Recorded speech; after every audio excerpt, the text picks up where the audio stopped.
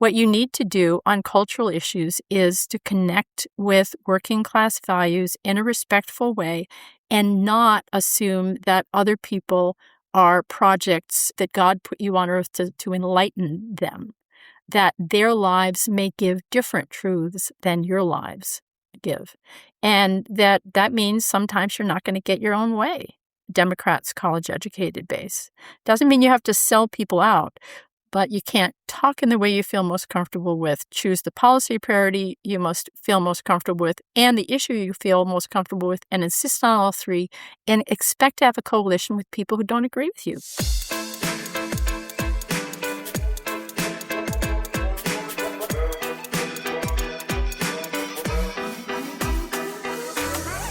Hello and welcome to the GD Politics Podcast. I'm Galen Druk.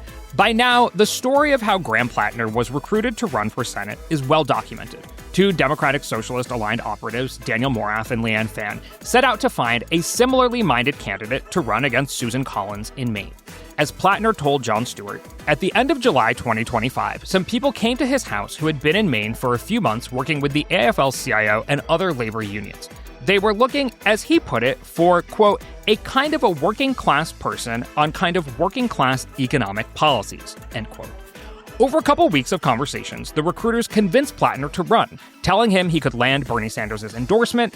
He announced his candidacy in mid-August and landed that endorsement by Labor Day. Moraff told the Wall Street Journal that they did not run a traditional background check on Platner. The process of candidate recruitment usually stays in the background of electoral politics. But given the spectacular way in which this all blew up, it's become a big part of the Platner postmortem and recriminations within the Democratic Party. It has also put a spotlight on Democrats' efforts to attract working-class voters. Recruiting candidates like Graham Platner is one approach, but is it a good one? To talk about the Democratic Party's relationship with working-class voters, I had to reach out to none other than Joan C. Williams, author of the book Outclassed: How the Left Lost the Working Class and How to Win Them Back. Joan is a distinguished professor of law at University of California Law, San Francisco. Welcome back to the podcast, Joan. Delighted to be here, Galen. I'm delighted to have you, and I have to say, you're actually here in part thanks to my father. So my family was together over the July 4th holiday, and he was like, you have to have Joan on to talk about this whole Graham Platner ordeal. So here we are. Thank you, Galen's father. Yeah, exactly. His name is Jon. If you're listening, at least this one Jon, time, I listen to your advice, Dad. So I want to start just by asking what your reaction has been to the way that this has all blown up. What can you say? Disheartened, horrified. As someone who has long been a feminist pretty much since I started to speak, and is also extremely committed to explaining how to the Democratic Party they can connect with more working class voters, this was a very painful episode for me and many, many other people. Before we dig too much deeper here, I want to take a step back and define our parameters. Who are we talking about when we're talking about the working class? I define them based on research about which voters have veered to the right. There's a lot of confusion initially in 2016 because we were using college grads, non-college grads. And so people were assuming that these folks were the poor. They're actually not low-income people, households in the bottom 30%, although horrifyingly, households under $50,000 veered towards Trump in 2024.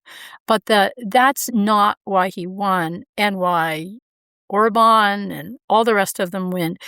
They're supported by middle-status people in routine jobs who still are holding on to economic stability, but are very fearful that they'll fall out of the middle class. So I define them as the middle 50% by household income, non-college grads. That's the best kind of functional definition.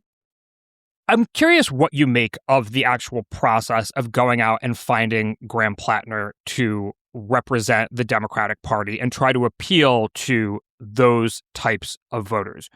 Do you think that wearing the costume, if you will, of a working class American is a way to win them over politically? Wearing a costume is not a good way to win any voters politically, and especially not working class voters, because they have very well-attuned shit detectors. On the other hand, going out and in a genuine way trying to recruit more working class candidates, that's a great idea. There used to be a lot of working class people in Congress, and now there are just vanishingly few. So I think, yes, it's a good idea to go out and try to recruit working class voters. I don't know if it's, in this case, maybe fair to say costume. Graham Platner, of course, is in fact a veteran. He is an oysterman. There's some debate over how much of an oysterman he is, if he just sells his oysters to his mom's restaurant. But maybe put the costume accusation to the side. It seems like Democrats are in part trying to win over working class voters by running people or selecting people like Tim Walsh, who can channel the sort of football coach, hunter, Mr. Fix-It persona. Even maybe AOC, who has a sort of bartender persona. These are people who have college degrees. AOC went to Boston University. Ultimately, these candidates are still far left on social issues, though, on immigration, crime, gender identity, in a way that puts them at odds with many working class voters. And it suggests to me that left-wing Democrats almost think that you can win over working class voters by mimicking them, in a sense, in terms of their tastes and style and culture, without actually representing their social values when it comes to policy. Is that true? I think it's an astute question, Galen. There is a lot of research and a lot more coming out that working class people, these middle status people, that's who I'm going to refer to as working class, are very different from Democrats' upper middle class, college educated base culturally. They're closer economically, although not identical, but they're quite different culturally. And I'll just give a couple of examples. My crowd, suspect your crowd, we're very proud of being cosmopolitan. Taste for food, travel, people from cultures not our own. It's a way of signaling sophistication. Mm-hmm. But these middle status people are very rooted and they're very patriotic.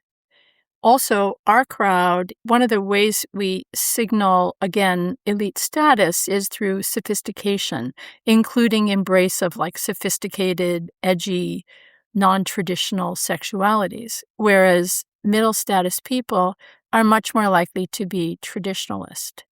And I think what you're saying is that just embracing a blue-collar ethic without actually building a coalition with people who are quite unlike Democrats' college-educated base isn't going to work, because that's not how coalitions get built. Coalitions get built through give and take, not take, and perform an aesthetic.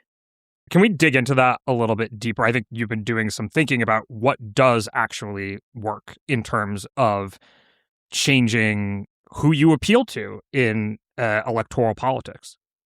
Yeah, I'm eager to go there, but I also want to take a step back and just point out some research that hasn't received the amount of attention that it should. This is from the Center for Working Class Politics. What the Center for Working Class Politics has found is that working class candidates, in fact, do appeal more to working class voters, not surprising.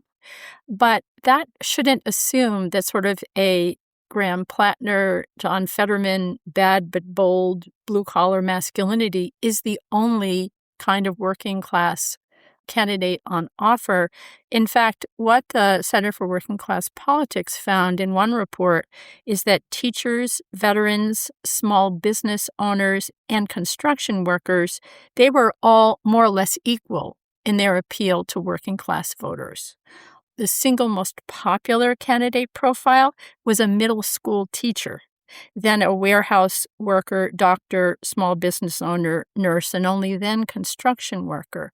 So one fear I have is in these laudable efforts to reach out and cultivate working class candidates, we're ending up with sort of an upper middle class caricature of a working class person. In other words, an oysterman. And we're ignoring the fact that that is not the only working class type of person. And in fact, it's not the most appealing working class person to working class voters.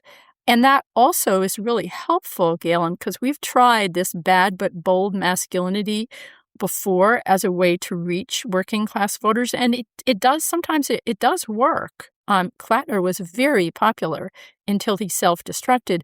John Fetterman has exactly the same sort of bad but bold, tough guys, working class persona. But that kind of brand of oppositionalism that comes as part and parcel of that bad but bold package, it's kind of risky. That's just what we saw. This makes me think of something else, which is that, Platner was very successful in the Democratic primary in Maine. His profile rose like a rocket, and he did a lot of things right. He did a lot of things wrong, too. Yeah.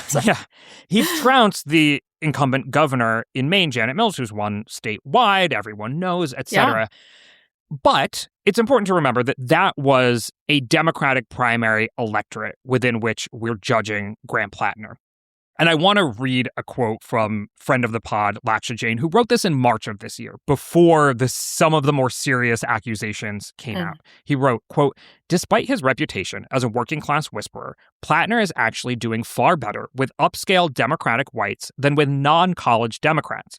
Each primary poll with regional breakdowns has shown a common theme. Mills does far better among the blue-collar Democrats in the rural north of the state, while Platner cleans up with wealthy coastal liberals who skew college-educated. In other words, the data suggests Platner is not the candidate of the working class, but rather of upwardly mobile Mainers who have an idealized working class aesthetic." To back that up even further, a New York Times poll looking at the Senate race in Maine showed Platner losing to Collins by 21 points amongst non-college educated voters, whereas it had a generic Democrat losing by 9 points to a generic Republican in the race for Congress. That suggests that Platner was actually doing 11 points worse than a generic Democrat amongst non-college educated voters. So this sort of suggests that, yes, this maybe upper middle class idea of what a working class guy is appealing to exactly those people. To whom? The upper middle class. But that this brings me back to the policy, whereas are there real policy positions missing in this appeal to working class voters? Because you take, not that everything needs to come back to Trump, but he's a high-flying billionaire from New York City who's not particularly religious, but he reflects the priorities of the Republican base back to them.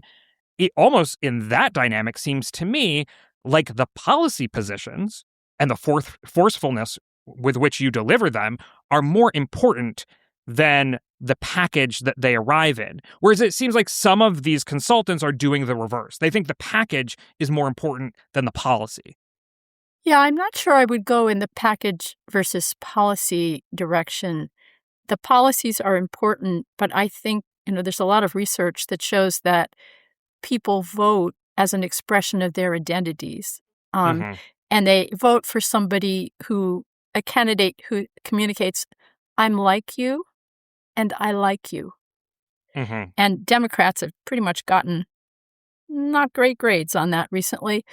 And in preparing for talking to you today, I was actually looking around at which Democrats are incredibly good and maybe not so good at connecting with working class voters, not purely through an aesthetic, but by connecting with working class values. Now, I think this is different than the policy versus package rubric that you're suggesting, because this is generally connecting with working class people just by gesturing respect, by connecting with their values. And you know who came out smelling like a rose? Two people, actually. Andy Bashir and Jon Ossoff also does pretty damn good.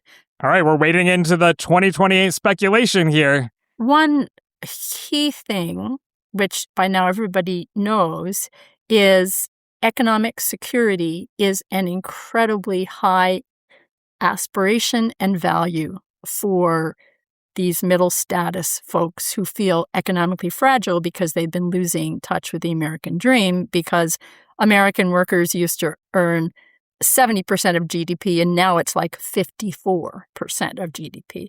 Andy Beshear talks about the American dream a lot. He has created the largest private sector investment in Kentucky in its history. So he has delivered on this key economic theme, without which nothing else matters. But he also connects with working class values in other really important ways. He uses anti-elitism. This was one of the things that Platner did really well, is he deployed anti-elitism. Both Beshear and John Ossoff are using anti-elitism really beautifully in quite different ways.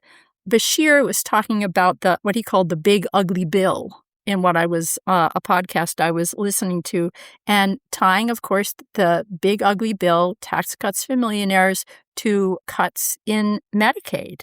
And he had the number of workers that were going to be laid off, the number of rural hospitals closed, the number of Kentuckians who were losing their health care. So he was channeling anti-elitism.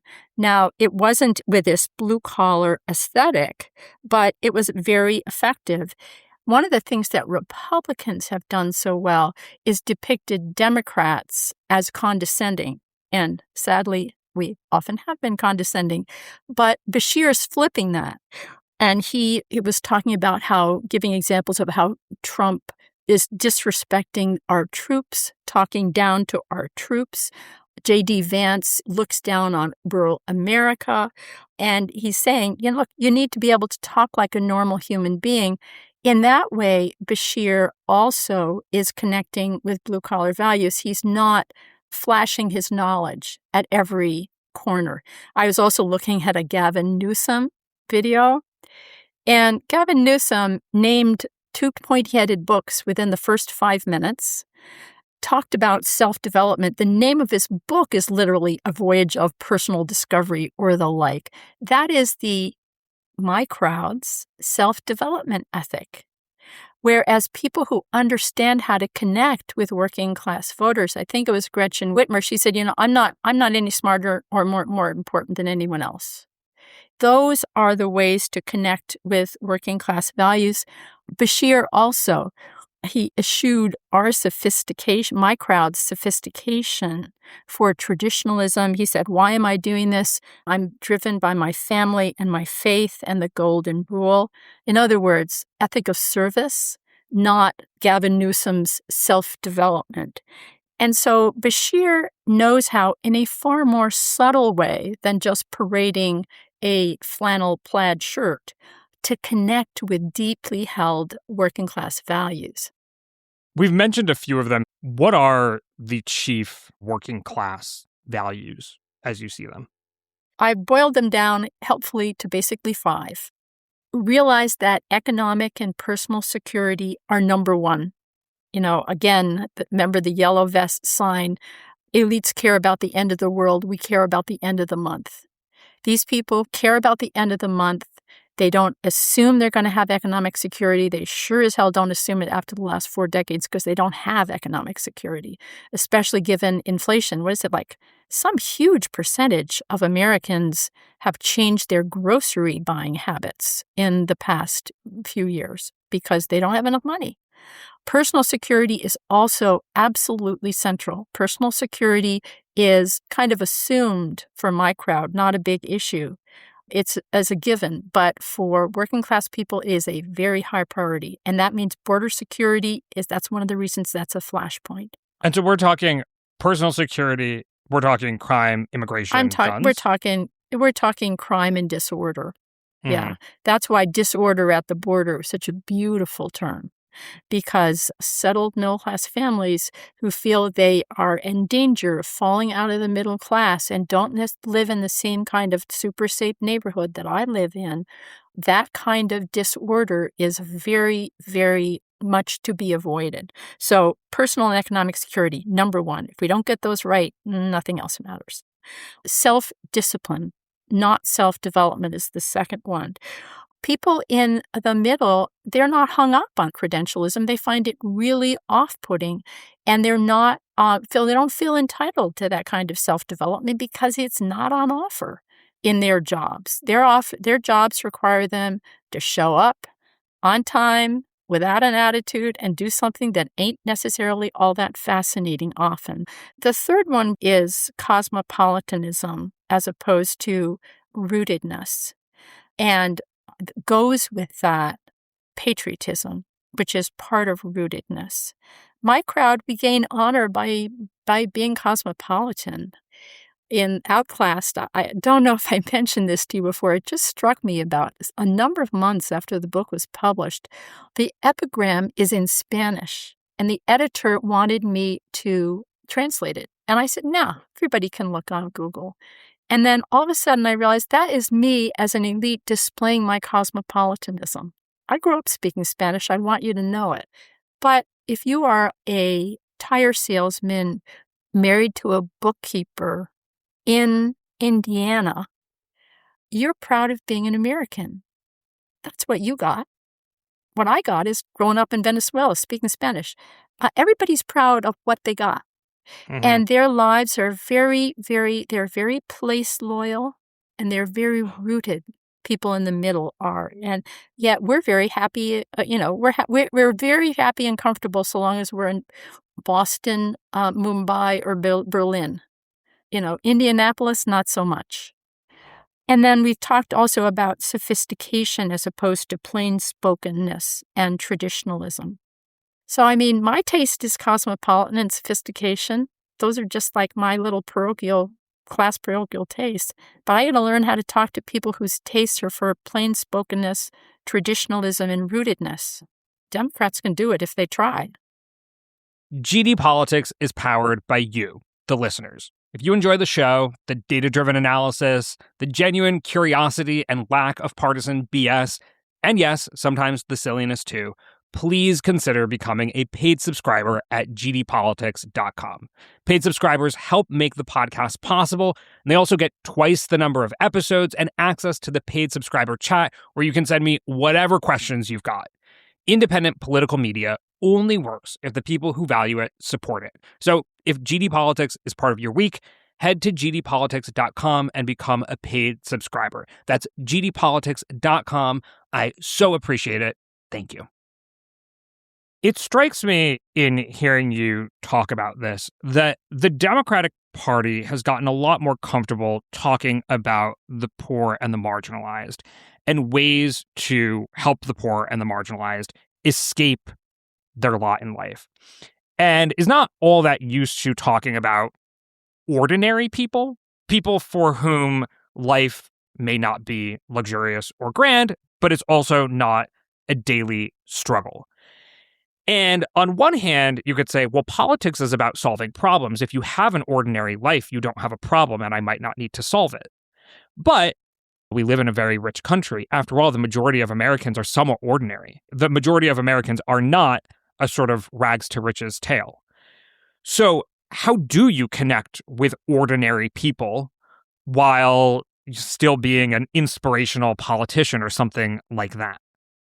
Well, first of all, again, you're dead right. There's one study that estimated that fully half of Democrats' loss of non-college voters in recent decades has been because they shifted their attention from making a stable life for these ordinary folks to a focus on redistribution for the poor. Now, I'm a Democrat. I think redistribution for the poor is important. On the other hand, especially if you design it through a means-tested program that excludes people in the middle, you're going to pit the have-a-littles, those people in the middle, against the have-nots. And that is not going to work well, and that's what we've seen.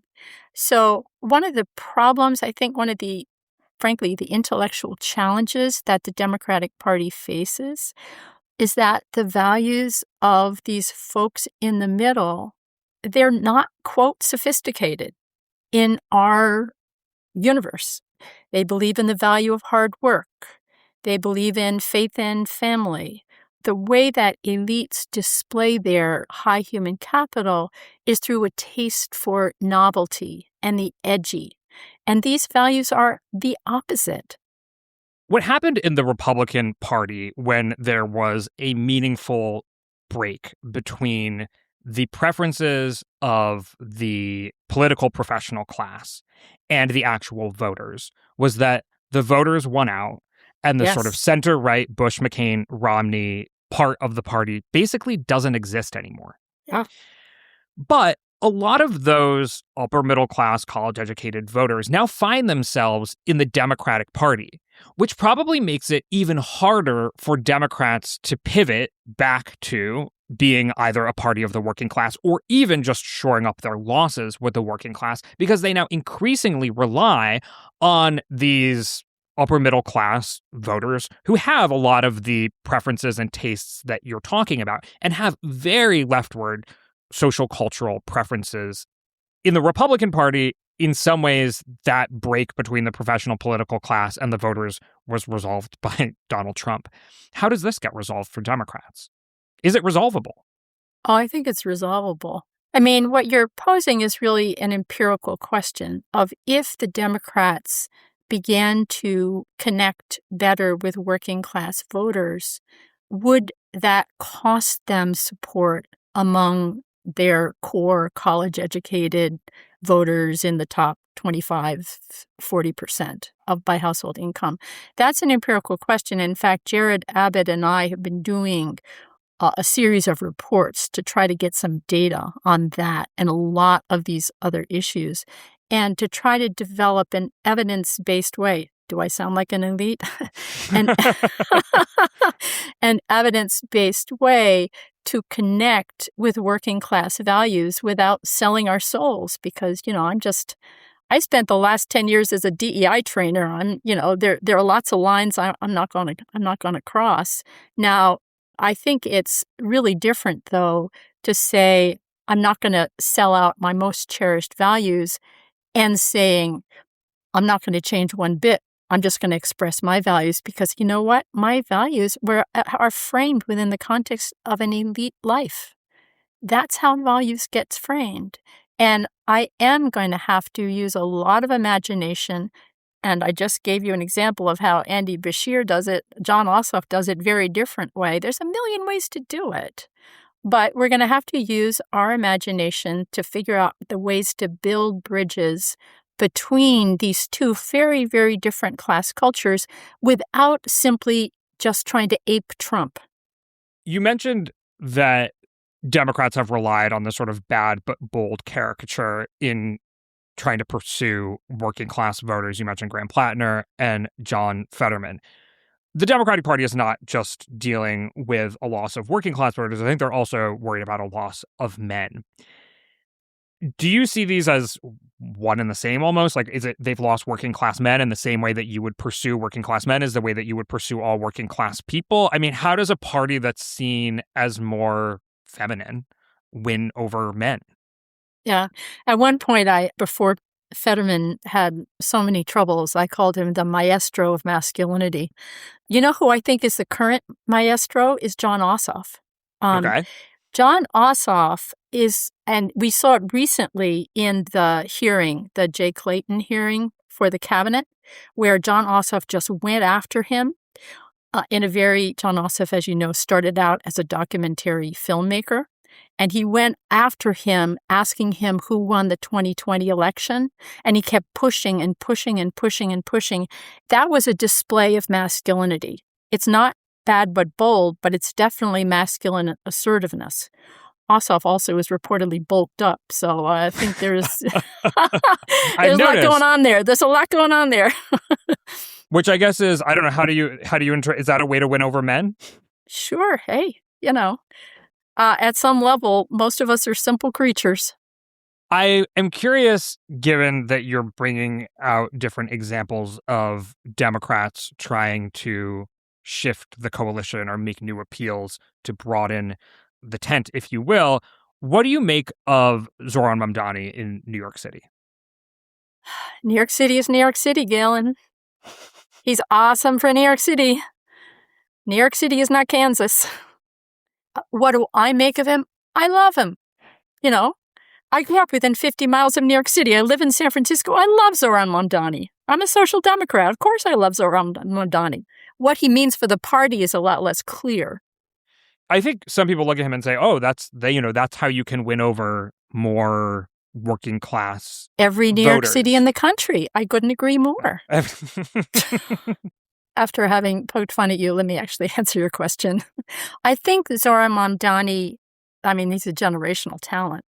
And what he did is, again, he appealed more to college grads than non-college grads too, by the way, although he appealed a lot to Asian American non-college grads. But what Zoran Mamdani did is he married the sense of having lost the American dream, of slipping out of the middle class that the middle has, because they are slipping out of the middle class, a lot of them, with the increasing furor of young college grads who, they can't buy a house, they can hardly afford an apartment or childcare or healthcare. And a lot of them, especially with AI is going to accelerate this, they can't even get a full-time job. And now the job market for young college grads truly sucks. But even before that, there was a few years ago, there was a New York Times article that was titled "Why It Sucks to Be 30." There is the economic coalition for Democrats, the economic anger of people, of blue-collar voters who got screwed a generation ago, marrying that to the growing economic anger of young college grads who are getting screwed before our very eyes. And that's what I actually call that the Mamdani Economic Coalition. That's so interesting that you say that. That sounds like an awfully discordant marriage. So let me lay out this coalition as I see it, which is we're taking the downwardly mobile urban left.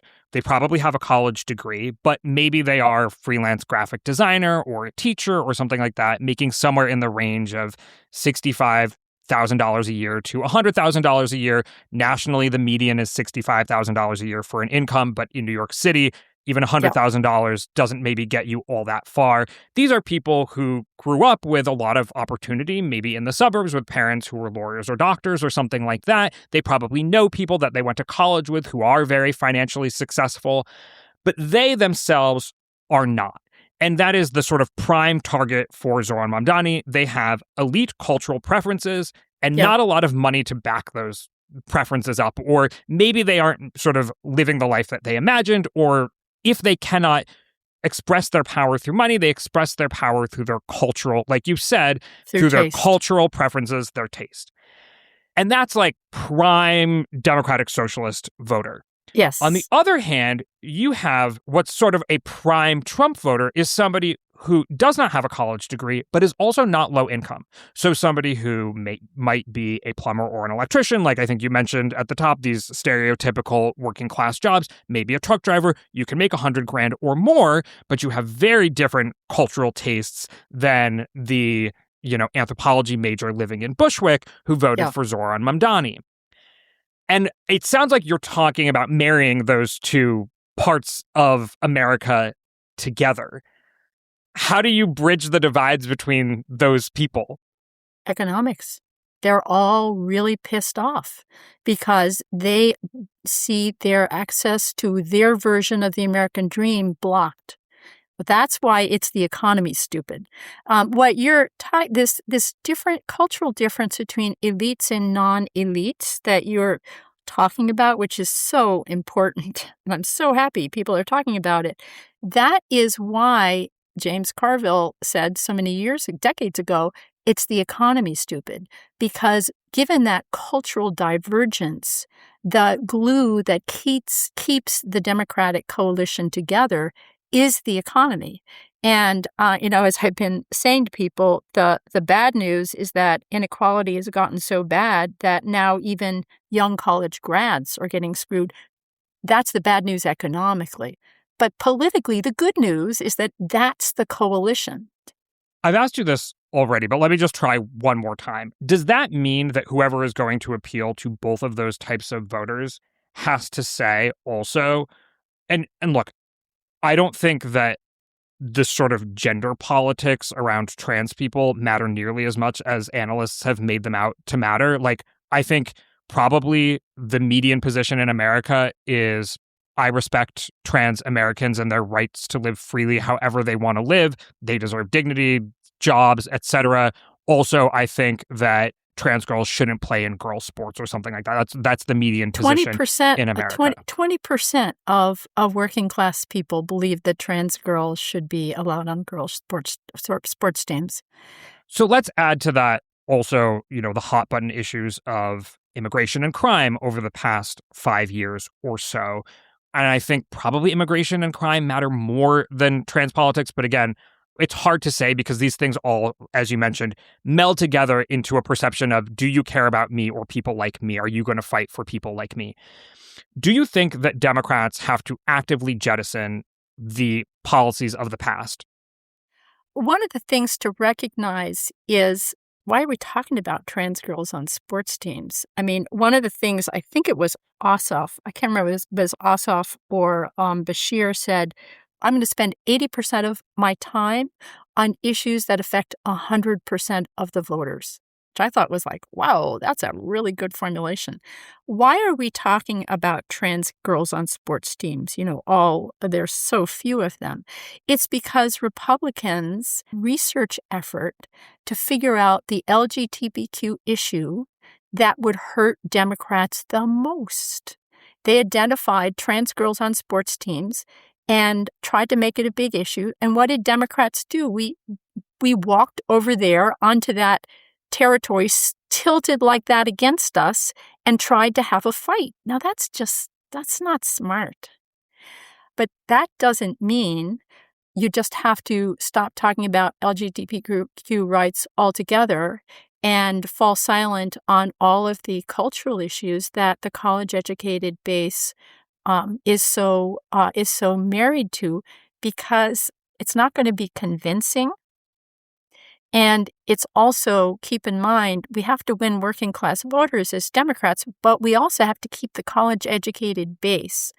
And so there are some of these slogans like defund the police, which people now realize probably not the best slogan. But that doesn't mean that we can't continue as Democrats to work on addressing racism in policing. I think that one of the answers to the question that you're so correctly asking is we have to go back and figure out what the core value is. For me, it's protecting LGBTQ. What we're going to do what the Republicans did, but in the other direction. What is the way we can take a step forward on LGBTQ values that is not going to trigger this huge backlash that we currently have because we're fighting on terrain sloped like this? And again, that's just an empirical question. That is exactly the empirical question I've spent the last 6 months looking into and will soon have data on. Okay, well, you're certainly going to have to come back on the podcast to talk about it when you do. I want to turn to Trump for a moment here. How is the Republican working class coalition holding up? Not too well. Because this is, there's two players in this game, right? It's like Democrats pushing working class voters away with their alienating affect on almost everything they do.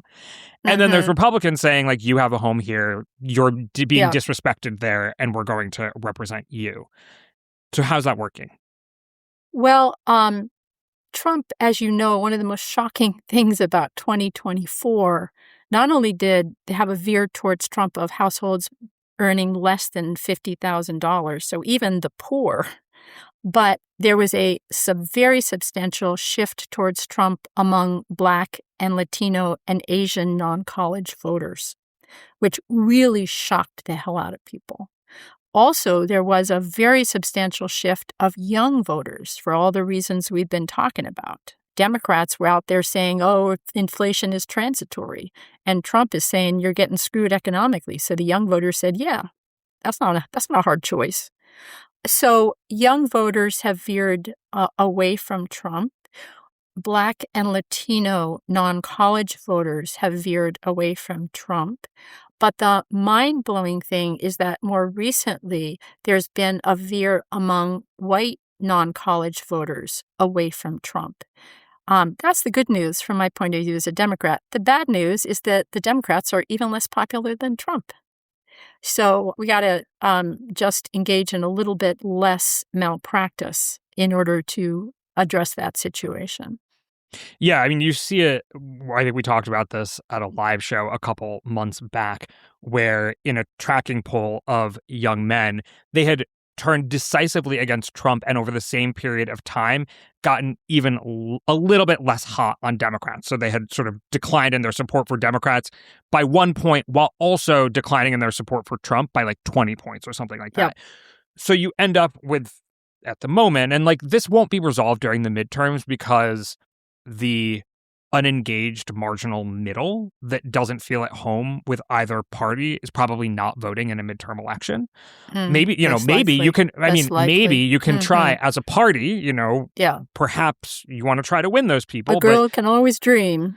Exactly. But given that you only see the number of independents rise, you only see, it's not that Republicans are doing amazing things and Democrats are doing terrible things when it comes to trying to craft a majority coalition. Both parties are relying on squeaking by on the smallest of coalitions. The game of each inches. time they, put up a candidate. We got to get out of the game of inches.